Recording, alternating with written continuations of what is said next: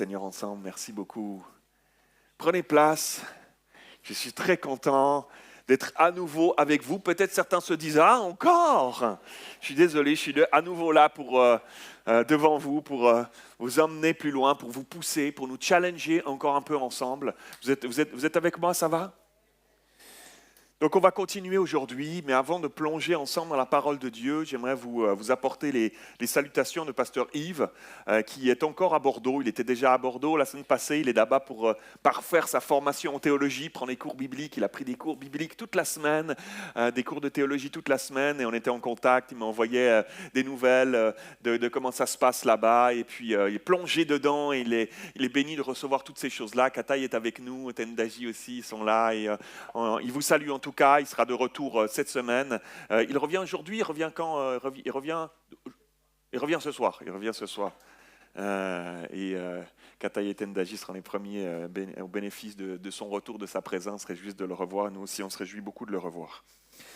Nous étions la semaine passée. Quels sont ceux qui étaient là la semaine passée ? Juste levez votre main là, vous êtes. Quels sont ceux ? Ok, je vais vous faire un résumé rapide. La semaine passée, nous avons vu ensemble la question. On a déroulé ensemble, on est remonté à la Genèse. On a déroulé ensemble le plan de Dieu depuis la chute au Jardin d'Éden.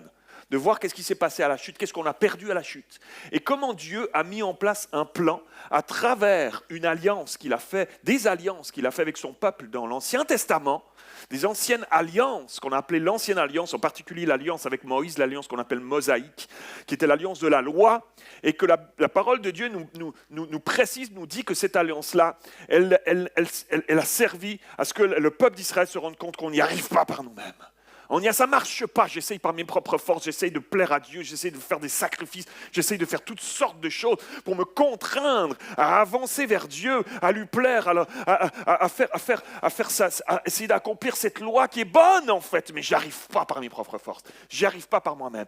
Et comment Dieu a mis en place depuis tout ce temps-là, un plan qui était prévu depuis avant la fondation du monde. Dieu savait déjà que l'homme allait chuter. Et Dieu savait déjà qu'il allait envoyer son Fils unique pour pouvoir donner la possibilité à l'homme de se rapprocher de Dieu alors que la chute avait brisé, cassé, avait rompu cette relation entre Dieu et les hommes. Et on voit les prophètes de l'Ancien Testament qui ont annoncé l'espoir d'une bonne nouvelle, d'une nouvelle alliance qui allait arriver et qui était mise en place alors que Jésus est arrivé, qu'il a donné sa vie pour nous sur la croix. Il était en lutte au jardin de Gethsémani. Il a dit, Père, s'il était possible que cette coupe passe loin de moi, c'était possible que j'y aille pas. Sa chair, parce qu'il était pleinement Dieu, mais il était pleinement homme aussi. Alors sa chair disait non, mais il a dit, mais toutefois, non, pas ma volonté, mais ta volonté, je vais y aller, Seigneur. On va y aller jusqu'au bout de ce plan. Il faut qu'on y aille jusqu'au bout de ce plan, parce c'est la seule solution, c'est le seul chemin pour donner la possibilité à nouveau à l'homme de reconnecter avec Dieu, de le ramener dans cet état, dans cette condition que Dieu avait créée au Jardin d'Éden et qui a été rompue par l'ennemi Satan qui leur a fait manger du fruit défendu. Et là, Jésus donne sa vie sur la croix et tout redevient nouveau. Et cette alliance nouvelle, elle est possible pour chacun et chacune d'entre nous. Elle n'est pas valable pour tout le monde, mais elle est valable pour ceux qui choisissent de dire « J'accepte Jésus dans ma vie, je marche sur ce chemin » parce que c'est seulement en lui, à travers lui et en lui que nous pouvons avoir accès à cette nouvelle alliance parce que c'est lui qui a payé de sa vie, c'est pas moi, c'est lui qui a payé de sa vie. C'est pour ça qu'on est si reconnaissant, c'est pour ça qu'on se retrouve le dimanche matin, c'est pour ça qu'on est ici ensemble ce matin pour lui rendre un culte, et c'est pour cela en fait, c'est ça un culte, c'est rendre hommage à notre Jésus.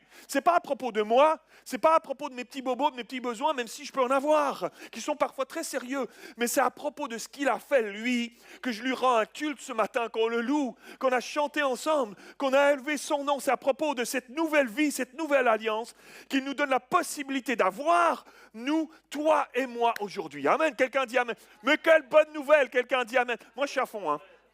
Vos amen sont à moitié.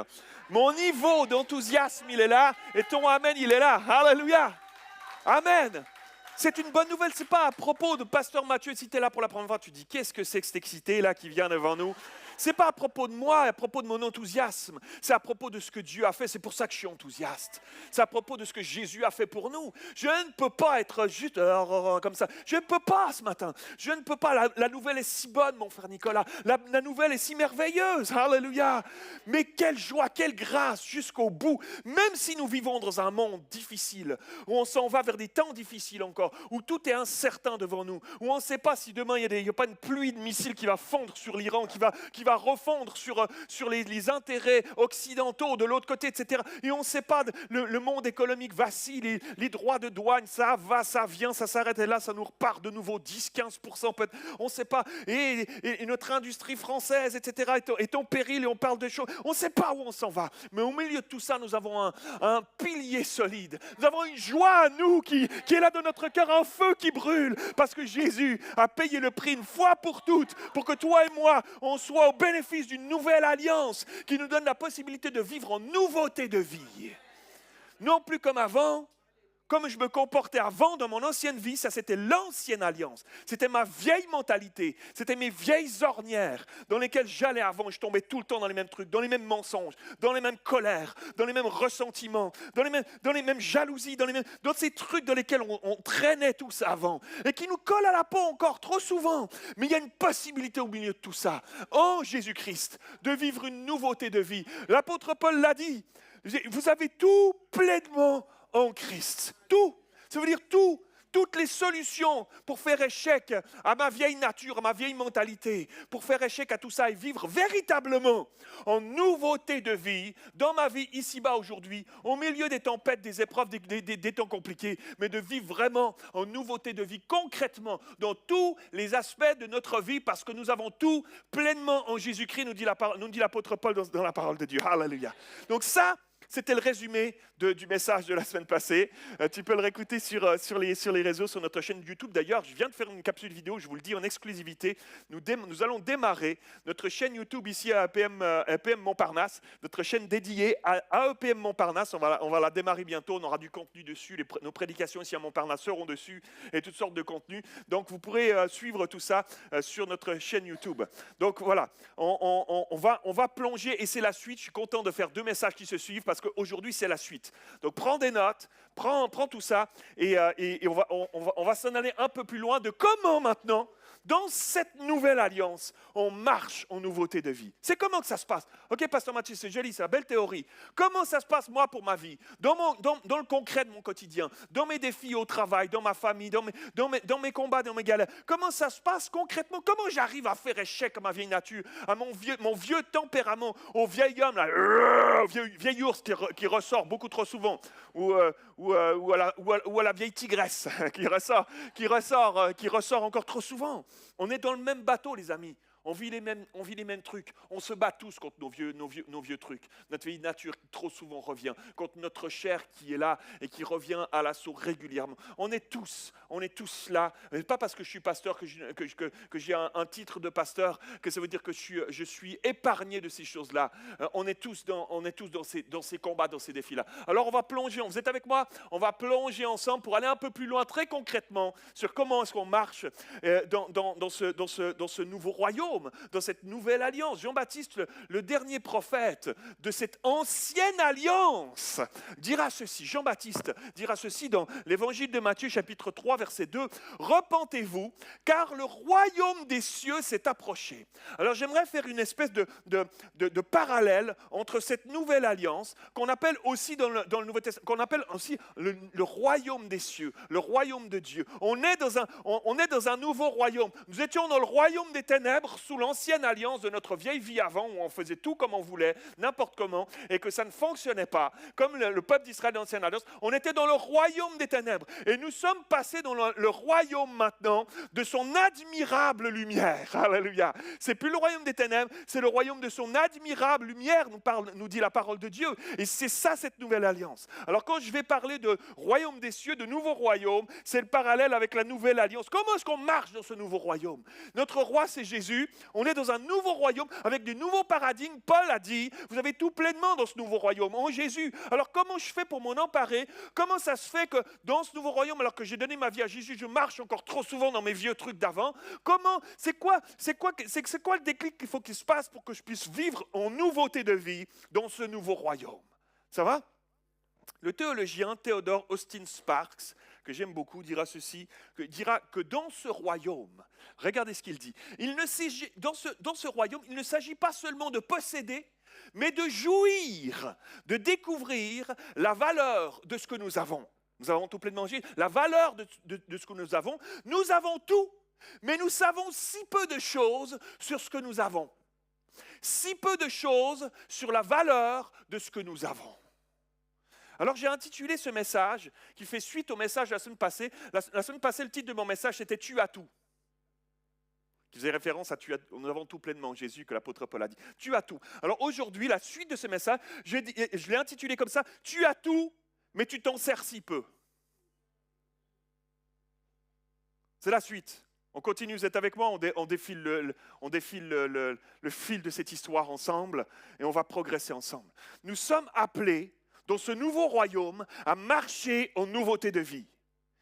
Et dans ce nouveau royaume, si nous voulons marcher en nouveauté de vie, alors on ne marche plus selon mes bonnes pensées d'avant, parce que la Bible nous dit que les pensées de Dieu ne sont pas nos pensées. Ses voies ne sont pas nos voies. Donc je ne vis plus avec mes pensées. Je ne vis plus avec mes principes à moi. Je ne vis plus avec toutes les bonnes choses que j'ai pu m'acquérir par moi-même. Je ne suis pas en train de dire que c'est mauvais tout ce qu'on a pu s'acquérir par nous-mêmes. On s'est battu. Certains, peut-être, vous êtes partis de rien et vous êtes bâtis par vous-même. Mais c'est un piège aussi pour beaucoup. Parce que tu t'es bâti par toi-même. Parce que tu t'es bâti par toi-même et tu es arrivé là où tu es, tu penses que tes forces sont fortes.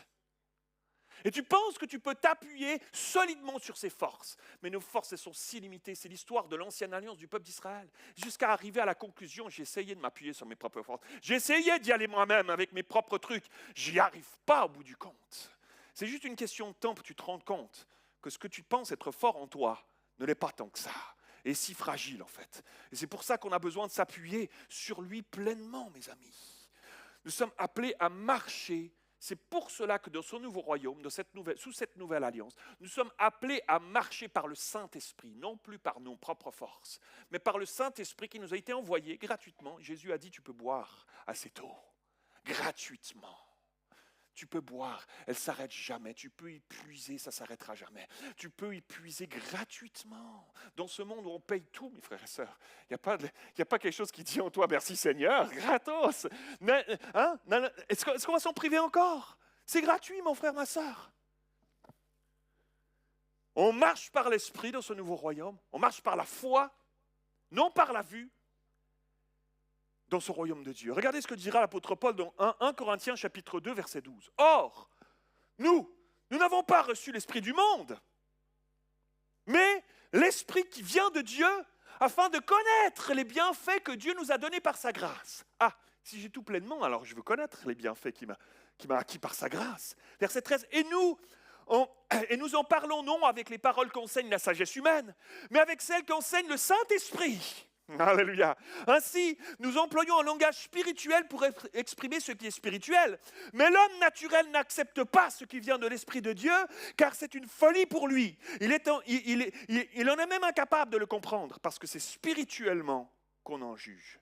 Seigneur, ouvre nos yeux spirituels ce matin. Ouvre nos yeux spirituels ce matin.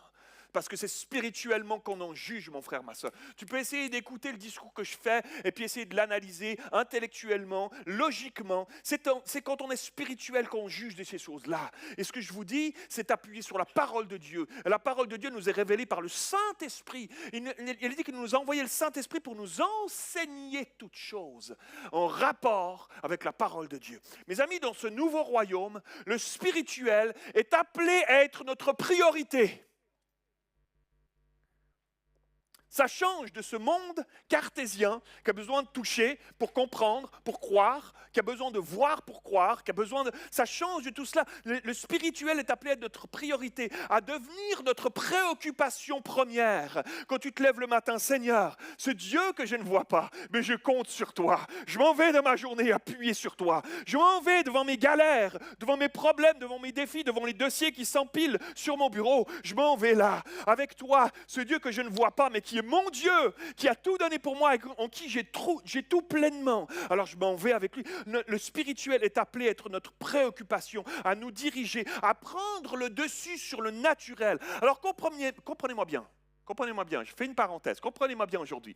Ça ne veut pas dire que nous n'avons plus les pieds sur terre. Ça ne veut pas dire qu'on flotte comme des mysticos, je ne sais pas quoi. Là-bas en haut, tout est spirituel, rien de matin. Tout... Non, mais il y a des trucs qui m'atteignent.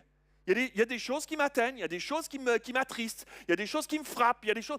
Mais en toute chose, je m'appuie sur Jésus. Lorsque ces choses-là arrivent, je m'appuie sur le roc. Et lui sera ma force alors. Alléluia. Donc nous ne sommes pas des mysticos bizarres. Non, nous ne sommes pas des gens qui n'ont pas les pieds sur terre. Nous sommes des chrétiens, nous serons des chrétiens qui ont les pieds sur terre, mais nous avons conscience que la direction de notre vie n'est plus la même. Alléluia. Que c'est Dieu qui pilote. Alléluia. Et si c'est Dieu qui pilote, alors il y a une place dans notre vie, à une dimension spirituelle qu'il n'y avait pas avant. Alléluia. Amen. Mais alors, c'est quoi cette vie spirituelle? Comment ça se passe? Comment la vivre dans mon quotidien? J'aimerais vous apporter quelques points ce matin. Prenez vos notes, quelques points. Premièrement, j'ai fermé les portes à clé pour que personne ne sorte de ce lieu. Je plaisante, je rigole, il y en a certains, j'ai vu la terreur dans votre regard. Premièrement, mourir pour vivre. Comment ça se passe? Comment je dois marcher sur ce chemin? Mourir pour vivre, ça commence par ça. Oui, je savais qu'il n'y aurait pas beaucoup d'amen. Je savais, j'avais noté dans mes notes. T'inquiète pas, continue sur la bonne ligne sur laquelle tu es. Ils n'applaudiront pas. Qui veut applaudir à mourir?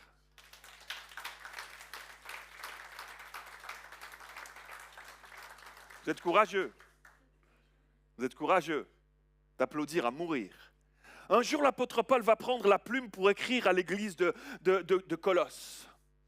Il va écrire aux Colossiens pour les mettre en garde et les enseigner sur cette nouvelle alliance, sur ce nouveau royaume que nous avons en Jésus-Christ, parce que dans l'église de Colosse, avait commencé à s'infiltrer des gens qui voulaient ramener les chrétiens de cette église-là à des pratiques de l'ancienne alliance.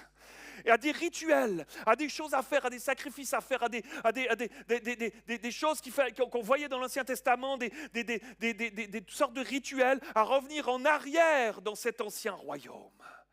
Et regardez ce qu'il dira, l'apôtre Paul, dans Colossiens chapitre 2, verset 16. Ne vous laissez pas juger par personne à propos de ce que vous mangez ou de ce que vous buvez, ou au sujet de l'observance des jours de fête, des nouvelles lunes ou des sabbats. Ça, c'était l'ancienne alliance. Il dit, mais il y a des gens qui viennent et qui essayent de vous mettre la pression, de vous faire culpabiliser.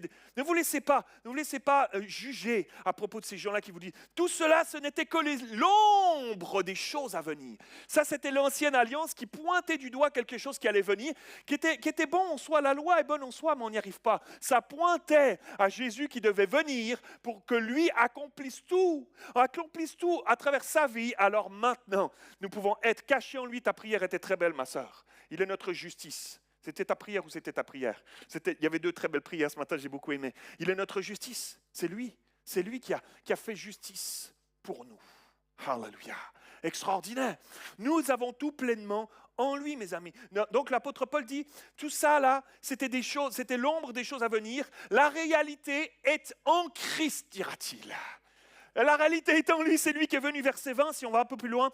Vous êtes morts avec le Christ.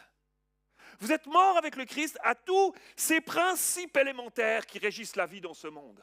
les trucs par lesquels tu menais ta vie avant, dans l'ancien royaume, dans cette ancienne alliance. Et si on va plus loin, juste quelques versets plus loin, on saute sur le chapitre 3, Colossiens 3, 5. Faites donc mourir tout ce qui dans votre vie appartient à la terre, au royaume de la terre, pas au royaume des cieux, au royaume de la terre. Faites mourir ces choses-là. C'est extraordinaire ce que Paul est en train de dire aux Colossiens et par extension à chacune d'entre nous aujourd'hui encore.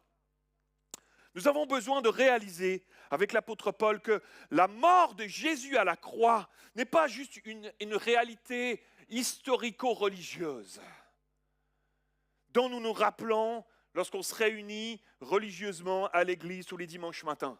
Non. Pour nous, les chrétiens qui sommes nés de nouveau, qui avons goûté à ce salut en Jésus-Christ, nous qui cherchons à marcher en nouveauté de vie avec Jésus, notre vie est maintenant en Jésus. Elle est cachée en lui, elle est pleinement en lui. L'ancienne alliance, c'était l'ombre des choses à venir. Moi, je ne veux pas l'ombre. Moi, je ne veux pas l'ombre de Jésus, même si son ombre, elle est extraordinaire. Hein. Même l'ombre de Pierre sous la nouvelle alliance, elle guérissait les malades. Donc, son ombre est extraordinaire. Mais moi, je ne veux pas juste son ombre, là. Moi, je veux Jésus lui-même. Moi, je veux Jésus lui-même, mes amis. Et si notre vie, elle est maintenant en Jésus, dans ce nouveau royaume, sous cette nouvelle alliance, alors nous avons besoin de réaliser que ce chemin par lequel il est passé est aussi le nôtre. Ah! C'est facile de vouloir poser les mains sur un malade pour faire comme Jésus, pour qu'il soit guéri. C'est une autre chose de dire, je veux m'identifier à lui jusque dans sa mort. Waouh! Vous êtes mort avec Christ. On vient de le lire. J'entends une mouche voler en ce moment. Comment, pasteur? Ça veut dire que moi aussi je dois aller sur une croix, mourir comme lui? Heureusement non, mon frère, ma soeur. Béni Seigneur ce matin. Non. Cette œuvre, c'est lui seul qui pouvait l'accomplir. En tant que fils de Dieu, envoyé par son Père pour le rachat, le salut de l'humanité. Mais dans nos propres vies, il y a un chemin, un choix de prendre, de mort à nous-mêmes, qui a besoin de prendre place à l'image de Jésus. Et c'est là la première étape. C'est l'étape, le passage obligé, mes amis, de la compréhension de comment on vit dans ce nouveau royaume sous cette nouvelle alliance. Première étape. Waouh! Il y a quelque chose qui doit mourir à mon ancienne vie.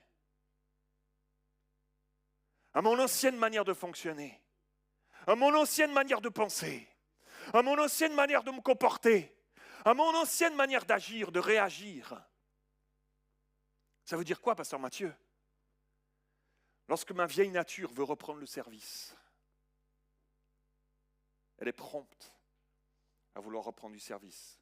Quelqu'un dit oui, pasteur Mathieu.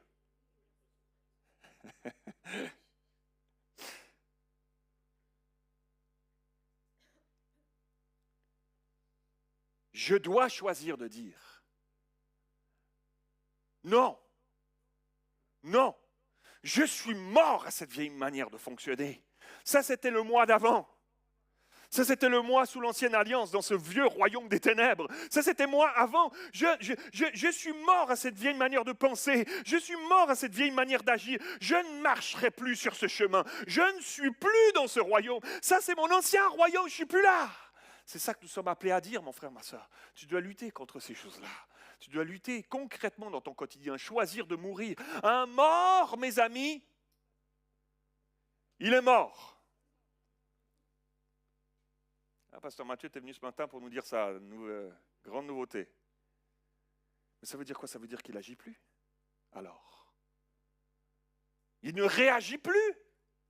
Un mort n'agit plus. Un mort ne réagit plus. Un mort n'a pas peur, il est mort. Un mort ne se met plus en colère, il est mort. Un mort ne s'irrite plus.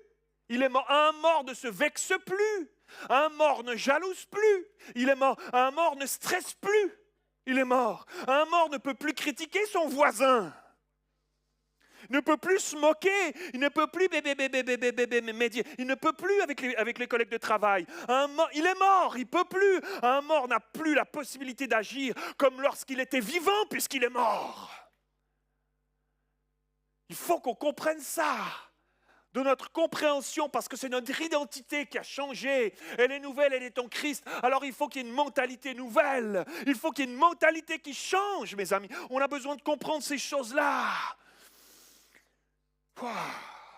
Ça veut dire que lorsque l'ennemi tente et tentera encore de te faire revenir en arrière dans ton ancienne vie, dans tes vieux travers, sous ton ancienne alliance, dans tes vieux fonctionnements, qu'il tente de te faire revenir à la colère pour régler des situations à l'ancienne, qu'il tente de faire revenir à la peur lorsque quelque chose d'imprévu vient sur ton chemin, lorsqu'il tentera de te faire fuir dans le péché pour oublier tes blessures, rappelle-lui que tu es mort. Rappelle-lui que tu es mort. Avec Christ. Pas juste mort, point. On est mort avec Christ, à cette ancienne vie, à son image, à sa suite. C'est ce que l'apôtre Paul est en train de dire aux Colossiens ce jour-là. C'est ça qu'il est en train de leur écrire, mes amis. Et cette mort à nous-mêmes, écoutez-moi bien, cette mort à nous-mêmes, il va falloir la répéter. Tu dis pas, pasteur Mathieu, ok, ce dimanche, j'ai entendu le pasteur Mathieu prêcher, je me suis levé à l'appel, j'ai levé ma main, j'ai mort. Demain matin, tu vas te relever, ta chair, elle a voulu prendre, elle sera de nouveau là pour reprendre le dessus, pour reprendre tes vieux travers, pour te ramener dans tes vieux schémas de pensée, dans tes vieux fonctionnements, etc. Il va falloir répéter cela régulièrement parce que notre chair n'est jamais loin. Et la Bible nous dit qu'elle est faible. La chair est faible, on succombe trop souvent à notre vieille nature, à notre vieille pensée, on retombe dans nos vieilles ornières. Alors lorsqu'elle vient et qu'elle tente de nous ramener dans nos vieux schémas de fonctionnement, dans notre ancienne alliance, dans le vieux royaume des ténèbres dans lequel j'étais sorti pourtant, rappelle-lui que tu es mort avec Christ, rappelle-lui que tu es en lui, caché en lui maintenant et que les choses anciennes sont passées. Alléluia. Et juste après avoir parlé de cette mort à nous-mêmes, voici ce que dira l'apôtre Paul, Colossiens 3:1. Vous êtes aussi ressuscités avec Christ. Alléluia. Donc il n'y a pas que le désespoir de je dois mourir et puis ça s'arrête là. Sinon c'est comme certaines religions, tu as juste un Jésus en croix tellement triste comme ça, puis ça s'arrête là. Il y a la résurrection après la mort. C'est pour ça qu'on a tellement d'espoir et c'est pour ça que je vous parle avec autant d'enthousiasme ce matin. C'est parce qu'il y a la résurrection après la mort. Il n'y a que Jésus qui peut nous apporter cet espoir. C'est pour cela qu'il n'y a que Jésus qui peut nous donner la possibilité de vivre en nouveauté de vie. Alléluia. Mourir pour vivre, mes amis. Vous êtes ressuscités avec Christ. Il y a quelque chose qui doit mourir pour que quelque chose puisse revivre. Tu ne peux pas faire revivre quelque chose qui était déjà vivant. Il faut que ça meure pour que ça revive. Alléluia. Incroyable, mes amis. Ressusciter en nouveauté de vie à l'intérieur de nos vies. Il y a tellement d'espoir, en fait, mes amis. Il y a tellement d'espoir de vivre différemment, de vivre tellement différemment, parce que c'est l'exemple que Jésus nous a démontré dans sa propre vie. Il est ressuscité. Il est ressuscité. Ça n'est pas censé être juste un concept intellectuel. Donc, on continue. Donc Colossiens 3:1, on continue. Mais alors, si vous êtes aussi ressuscité avec Christ, alors recherchez donc les choses d'en haut, le royaume des cieux. Recherchez les choses d'en haut. Alléluia. Où Christ est assis à la droite de Dieu. Affectionnez-vous aux choses d'en haut, royaume des cieux. Affectionnez-vous aux choses d'en haut et non à celles qui sont sur la terre. On a des clés là pour savoir comment. On a des clés. On avance pour savoir comment vivre, comment marcher dans son royaume. Affectionnez-vous aux choses d'en haut et non à celles de la terre, royaume de la terre, royaume terrestre. Non, car vous êtes morts et votre vie est cachée avec Christ en Dieu. Mais c'est pas extraordinaire ça. Imprime-le, faisons un tableau, écris-le sur le mur de ta cuisine quelque part pour te le rappeler. Mais c'est extraordinaire, car vous êtes morts et votre vie est cachée avec Christ en Dieu. C'est la seule solution. Dès que tu sors du parapluie de avec Christ, t'es plus dans la nouvelle alliance. T'es plus là-dessus. Tu peux plus bénéficier de vous avez tout pleinement. Et c'est la seule option pour nous ici-bas, c'est de rester toujours plus caché en Christ, caché avec Christ, en Dieu, mes amis. En Dieu, c'est pour ça qu'on doit dire à notre chair, tu te tais. C'est pour ça qu'on doit dire à l'ennemi, non, le lui rappeler et rappeler à notre chair, à chaque jour de notre vie, non, t'es morte. Non. Moi, je vis avec Jésus, je vais m'en aller dans ma ma journée, face à tous les défis, face à ma vieille nature, face à mes vieilles blessures, face à tous ces... Je veux y aller avec Jésus. Lui, il va me guérir, lui, il va me guider, lui, il va me conduire, lui, il va me porter, lui, il va me réconforter. Il sera là avec... Je suis caché avec Christ en Dieu. Mais ce n'est pas extraordinaire.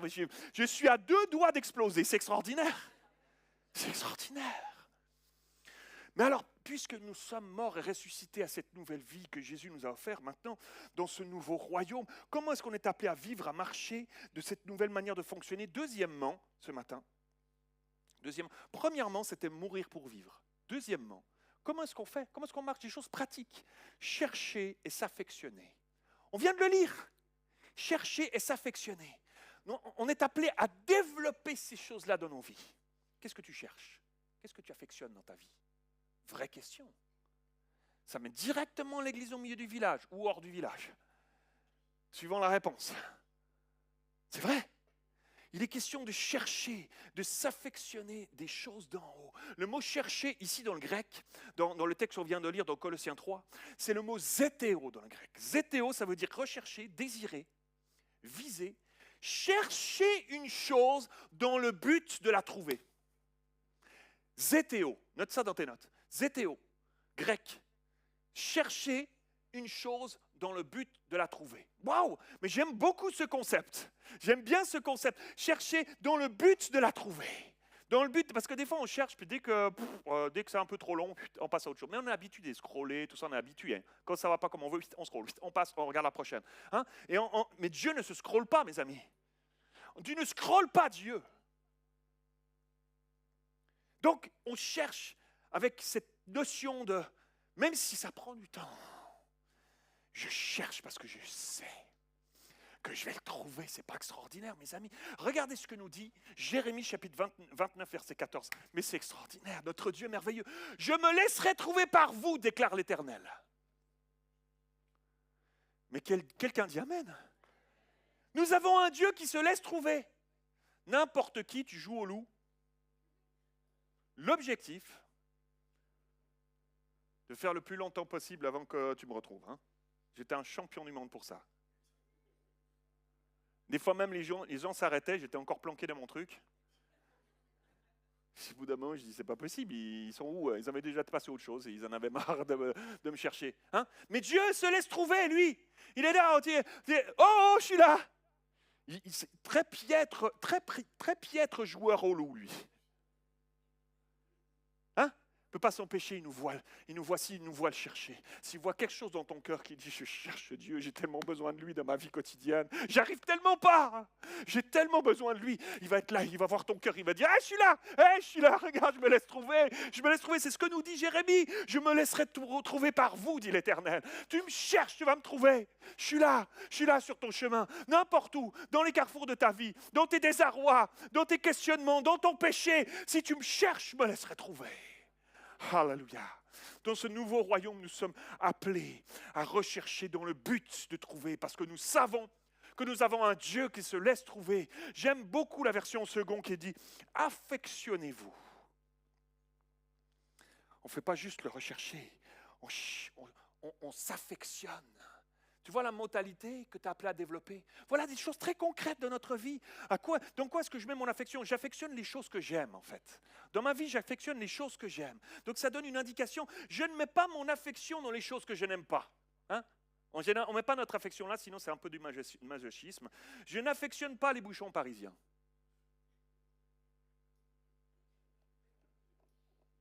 Je n'affectionne pas le métro à l'heure de pointe. Tu as des images qui te viennent en tête. Hein. Le gars qui t'a poussé quand il est rentré la semaine passée là, dans le truc et que ça t'a écrasé une côte. Je n'affectionne pas les dentistes. Même si je prie pour que mon dentiste rencontre Jésus, je n'affectionne pas les dentistes. Hein? Je ne vais pas mettre mon affection dans les choses que je n'aime pas. Et dans ce texte de Colossiens, l'apôtre Paul démontre très clairement que parmi ses auditeurs qui sont les chrétiens de l'église de Colosse, il est possible de mettre son affection au mauvais endroit. Donc quelque chose qui démontre que finalement tu l'aimes bien, mais qui n'est pas le bon endroit. qui ne plaît pas à Dieu. Waouh! S'affectionner aux choses de la terre. La Bible dit, là où est ton trésor, là aussi sera ton cœur. C'est vrai, c'est si facile de s'affectionner aux choses d'ici-bas. On vit dans un monde où on fait envie de trucs qu'on n'a même pas besoin, puis que tout à coup tu les affectionnes, d'un seul coup tu te dis, la vache, comment j'en ai besoin de ce truc. Tu n'en as pas du tout besoin, mais... C'est si facile de s'affectionner aux choses que je me suis bâti moi-même, que j'ai sué pour y arriver. Aux choses que je me suis acquis, un statut social, un titre professionnel, une façon de penser. Mais aussi s'affectionner aux choses matérielles, à ce que je me suis acheté, ce que je me suis financé au bout de toutes ces années. Une maison, un appartement, une voiture, ma garde-robe. On vit dans un monde occidental tellement orienté vers la soif de posséder.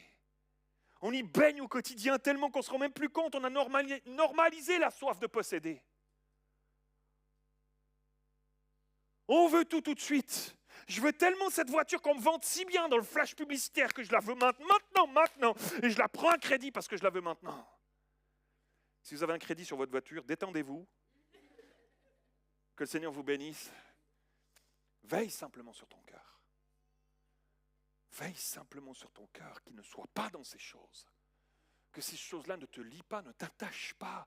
À quoi est-ce que je m'affectionne? Dans quoi est-ce que je mets mon affection? On peut aussi s'affectionner à toutes sortes de... On peut s'affectionner aux apparences, par exemple. Le paraître. Y mettre tellement de soins que je deviens ma propre idole. Dans le monde des réseaux sociaux, d'influenceurs, d'instagrammeurs, Euse et Heure. Et dans ce monde, c'est fou. Même dans le monde chrétien. On parle de Jésus, puis tu vois la face de la personne comme ça, à 2 centimètres de sa caméra. Tu parles de Jésus, tu parles de toi. On devient si facilement notre propre idole. Ta bouche, elle parle de Jésus, mais tout le reste montre que tu es flash sur toi. Mais c'est aussi peut-être s'affectionner à un titre, un poste, un service dans l'Église. Oh, pasteur Mathieu, c'est mon fief, c'est mon domaine. J'ai mis tout ce temps, moi qui l'ai mis en place, c'est moi qui l'ai bâti, c'est moi qui l'ai développé. Mes amis, ne mettons pas notre affection dans ces choses-là. Comprenez-moi bien, l'Église a besoin d'hommes et de femmes pour servir. Mais où est notre cœur? Où est notre cœur? Quelle est notre motivation? Sommes-nous morts avec Christ à ces choses? Paul dira dans son épître aux Romains chapitre 8, verset 5. Ceux, en effet, qui vivent selon la chair, s'affectionnent aux choses de la chair, tandis que ceux qui vivent selon l'esprit s'affectionnent aux choses de l'esprit. Alléluia! Et l'affection de la chair, c'est la mort. C'est quoi? C'est l'ancienne alliance, ça mène à rien, c'est la mort. Et moi, j'ai été appelé à mourir à ces choses-là. C'est la mort, l'affection de la chair. Tandis que l'affection de l'esprit, c'est la vie et la paix. Qui veut avoir la vie et la paix ce matin? Ah, pas tout le monde. Hein? Ah, ok, vous étiez en train de noter, ça va, c'est bon. Hein? C'est la vie et la paix. Verset 7, car l'affection de la chair est inimitié contre Dieu. Si tu affectes les choses de la chair, si tu mets ton affection dans les choses de la chair, la Bible nous dit que tu n'as pas d'amitié contre Dieu. C'est l'inverse de l'amitié, l'inimitié contre Dieu. Pouah, c'est ça que tu veux? C'est ça que je veux? Oh non. C'est tellement pratique en fait, ce qu'on est en train de lire là, c'est excellent, c'est merveilleux. Parce qu'elle ne se soumet pas à la loi de Dieu, la chair, et qu'elle ne le peut même pas. Or, ceux qui vivent selon la chair ne sauraient plaire à Dieu. Waouh! Mais mes amis, nous sommes appelés à mettre notre affection au bon endroit. Au bon endroit, mes amis. C'est primordial. Dans le royaume des cieux, dans ce nouveau royaume, sous cette nouvelle alliance, nous ne pouvons pas entrer en possession de tout ce que Jésus nous a acquis à la croix si nous nous affectionnons aux mauvaises choses, aux choses de la terre. Et Paul va même jusqu'à dire que nous ne pouvons pas plaire à Dieu. Waouh! Waouh! Affectionnez-vous aux choses d'en haut, alléluia!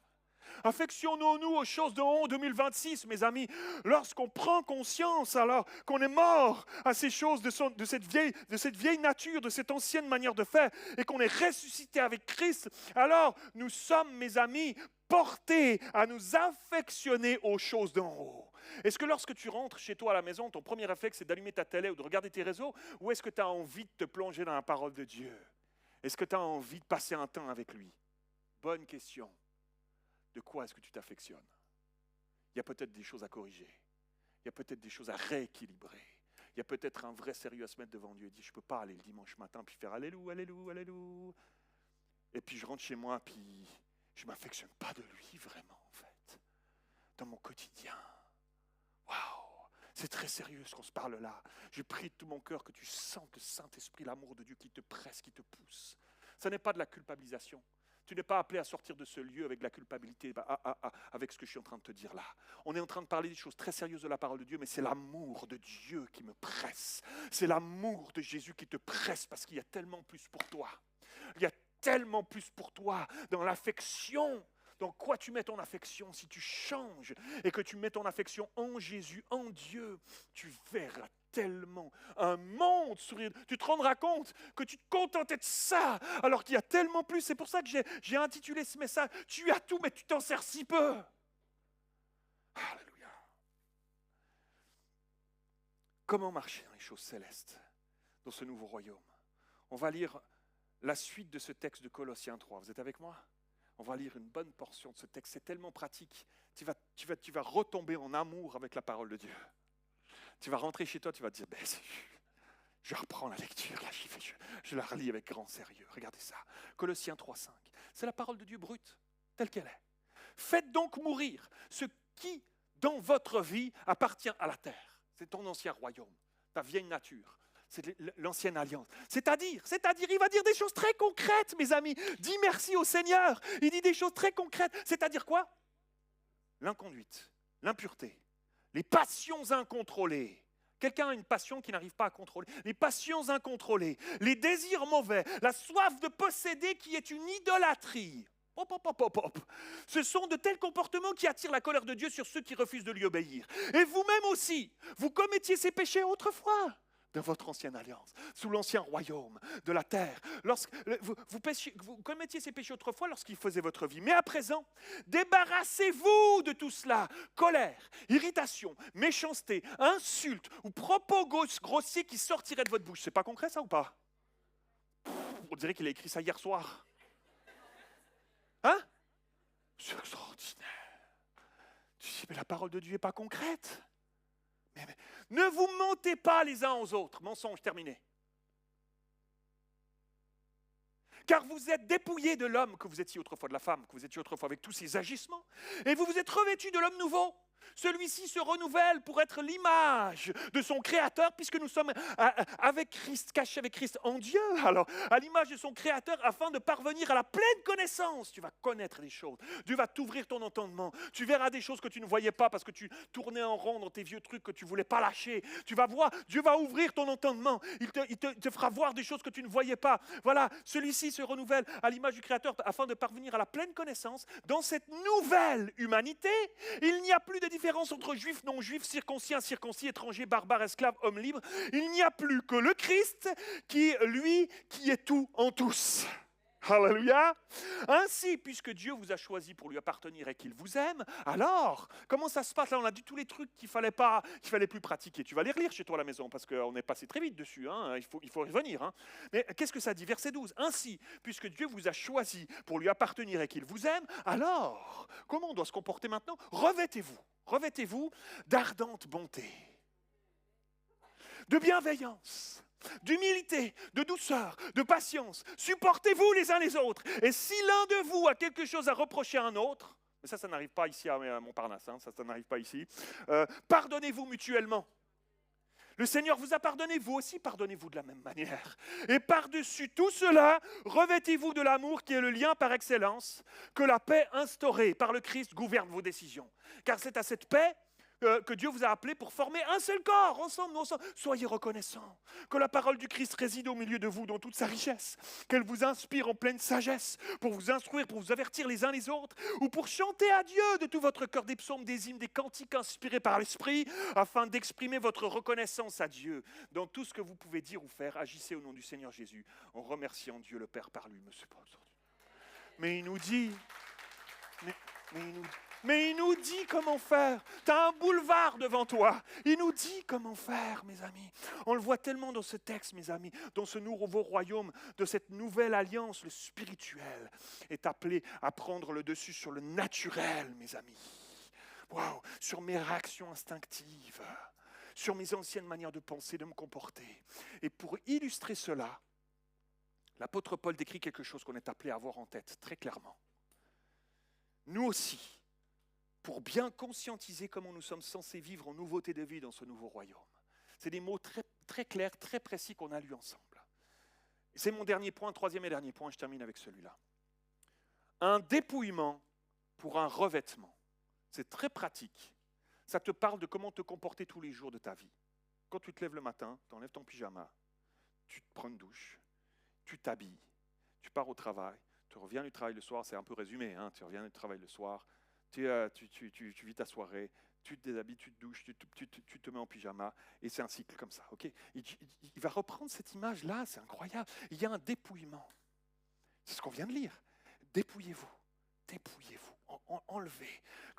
Car vous vous êtes dépouillé de l'homme que vous étiez autrefois avec tous ses agissements.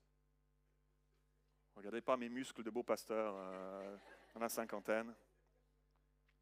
Vous vous êtes dépouillé. Ok, je ne vais même pas me mettre là, je vais me mettre là. Vous êtes dépouillé.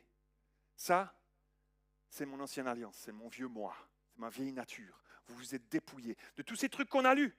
Mauvais désirs, soif de posséder, passions incontrôlées, impureté. Ne vous mentez pas les uns aux autres. Ça, c'était moi avant. Je me suis dépouillé. Je l'ai enlevé. Littéralement, le grec, c'est apekduomai, qui signifie se séparer de ce qui est sur soi. Je l'ai enlevé. Je l'ai séparé. Je me sépare. Je choisis d'enlever ce qui était sur moi, qui m'accompagnait, qui me collait à la peau, qui était même mon identité. J'étais un colérique, j'étais une jalouse, c'était mon identité. Je l'ai enlevé, je l'ai enlevé, ça n'est plus moi. Une mentalité, c'était ma mentalité qui m'accompagnait partout. C'était comme un vêtement qui m'accompagnait partout où j'allais. Elle était là, elle me collait à la peau. Il y avait des fois où j'en voulais pas, mais elle était quand même là sur moi. Les gens me regardaient comme ça. Les gens me regardaient comme un dur. Les gens me regardaient comme quelqu'un de jaloux, de médisant. Mes collègues de travail savaient que je critiquais tout le temps tout le monde, que j'étais prêt à marcher sur un autre pour aller. Ça me collait à la peau. C'était mon ancienne nature, c'était moi avant. Et j'ai choisi de me séparer de ça parce que dans ce nouveau royaume, j'ai compris qu'il y a une nouvelle mentalité qui prend place. Je ne veux plus être revêtu de cela. Et donc, je me sépare de ce vieux manteau. Je ne me comporterai plus comme avant avec lui. Il ne fera plus mon identité. Je ne m'emporterai plus comme avant, je ne jugerai plus comme avant, je ne convoiterai plus, je ne mentirai plus comme avant. Et alors que je l'ai enlevé, regardez, tout le monde se disait, qu'est-ce qu'il fait là, lui, Pasteur Mathieu, ils n'ont pas fait le ménage. Et je me revais. Je me dépouille. Aujourd'hui, j'ai pris deux trucs. Hein. Je me dépouille et je me revais de quelque chose de nouveau. Tu vois l'image ? J'ai fait ça pour que tu t'en rappelles, ça marque ton esprit. Quand tu partiras au travail demain, quand tu seras face à la prochaine tempête, face à la tentation de revenir au vieux manteau, puis de dire j'ai peur dans ma situation. Je savais au moins avant comment faire. Quand j'avais peur avant, moi, je faisais comme ça. J'appelais mon avocat, je faisais mes trucs, quand j'avais peur avant, je l'ai enlevé lui, non, je le veux plus, arrête. Je suis mort, arrête maintenant. Je suis en Christ maintenant. Ça, c'est ma nouvelle peau. Ça, c'est mon nouveau manteau. Ça, c'est ma nouvelle mentalité. Alléluia. Les choses anciennes sont passées. Je ne reviendrai plus à ça. Ça me pourrissait la vie. Je ne reviendrai plus à ça. Un dépouillement pour un nouveau revêtement. Alléluia. Une nouvelle mentalité. Et vous remarquez que c'est pas dit que c'est le Seigneur qui nous en revêt. C'est ton choix. Il ne le fera pas pour toi. Il le fera pas à ta place. Je me sépare de cela, c'est moi qui choisis. Revêtez-vous, c'est marqué. Revêtez-vous. C'est pas dit je vous revêtrai. Revêtez-vous. C'est à nous de le faire. Il y a un choix quotidien. Il y a un choix renouvelé à faire. Demain matin, tout à l'heure, quand tu rentreras, que tu seras confronté à ceci, cela, que tu seras confronté à des vieux trucs qui remonteront, etc. Ce sera ton choix. C'est toi qui vas dire je reprends le vieux ou non, je suis revêtu. Les choses anciennes sont passées, c'est terminé. Je ne reviens plus en arrière. Je ne reviens plus en arrière, même si ce n'est pas facile. Choisis le manteau de l'amour. Choisis le manteau de la paix. Revais-en-toi aujourd'hui. Et demain, lorsque tu seras dans tes réalités, Dieu te donnera des facultés nouvelles. Tu découvriras, tu diras, Pasteur Mathieu, il avait raison. L'apôtre Paul avait raison. Nous avons tout pleinement lui, en fait. Il fait des trucs que je ne voyais pas. Mais parce que j'ai osé dire, non, je ne retournerai pas comme avant. Non, je lui ferai confiance. Même si je suis aveugle, je ne vois pas où je m'en vais. Il y a un truc qui s'ouvre. Il y a une compréhension nouvelle. Il y a tout à coup un déclic qui se passe. Il y a quelque chose que je n'avais pas prévu qui prend place. Alléluia. Quelque chose que dimanche passé tu ne voyais pas et qui maintenant a pris place dans la semaine qui a suivi. Et que Dieu a pourvu. Et que Dieu a trouvé une solution que tu ne voyais pas. Et que Dieu a suscité quelqu'un que tu n'imaginais pas. Toi, dans ta tête, tu triturais. Ça pourrait être elle, ça pourrait être lui, ça pourrait être machin, etc. Pourquoi ? Je vais peut-être prendre le téléphone, etc. Des fois, Dieu te dit, oui, prends le téléphone. Il faut être à l'écoute du Saint-Esprit. Mais pleinement dépendant de lui, parce que j'ai revêtu un manteau nouveau, le manteau de sa paix, de son shalom, quelles que soient les circonstances, le manteau de la confiance, que ce n'est pas par mes propres forces, mais c'est en lui, à cacher avec Christ en Dieu. Alléluia, j'ai terminé. Je pourrais continuer longtemps parce que je suis à fond, mes amis, mais c'est pas glorieux tout ça? Est-ce qu'on peut se lever ensemble? Je ne fais pas d'appel. C'est juste toi et Dieu. Est-ce qu'on peut commencer à élever les mains vers le Seigneur? J'aimerais vous entendre. Commence à dire merci au Seigneur pour ce qu'il nous a acquis. Pour ce qu'il nous a acquis. Commence à dire au Seigneur, Seigneur, j'ai besoin de toi. Seigneur, change. Je me revêt d'un manteau nouveau. Seigneur, je me revêt de cette nouvelle alliance, de cette nouvelle mentalité. Je me revêt de toi. Je me cache avec toi.